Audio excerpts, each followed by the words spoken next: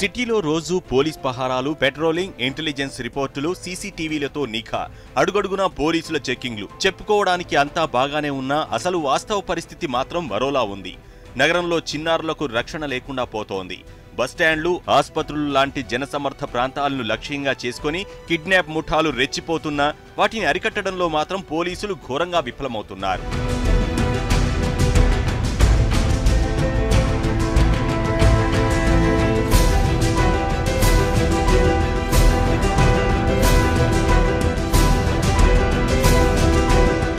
ముఖ్యంగా సిటీలోని ప్రభుత్వ ఆసుపత్రుల్లో కిడ్నాపర్లు రెచ్చిపోతున్నారు. అమాయక ప్రజలకు మాయమాటలు చెప్పి నమ్మించి చిన్నారులను ఎత్తుకెళ్లిపోతున్నారు. తాజాగా మెదక్ జిల్లాకు చెందిన కావ్య అనే 9 నెలల చిన్నారి గాంధీలో కిడ్నాప్కు గురి కావడం కలకలం సృష్టించింది. చిన్నారి తల్లిదండ్రులకు మాయమాటలు చెప్పి వారితో సన్నిహితంగా మెలిగిన మహిళ చిన్నారిని కిడ్నాప్ చేసింది. గాంధీ ఆసుపత్రిలో గతంలోనూ చిన్నారులు కిడ్నాప్కు గురయ్యారు.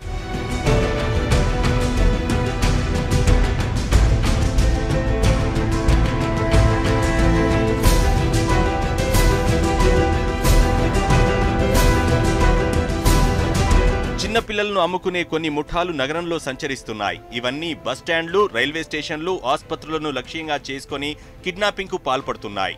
ఎంజీబీఎస్ బస్టాండ్లోనూ ఈ మధ్య ఓ చిన్నారి కిడ్నాప్ కలకలం సృష్టించింది. తల్లికి మాయమాటలు చెప్పి ఓ చిన్నారిని అపహరించింది. ఇక కిడ్నాప్లకు ఎక్కువగా పాల్పడుతుంది మహిళలే కావడం ఆశ్చర్యపరుస్తోంది.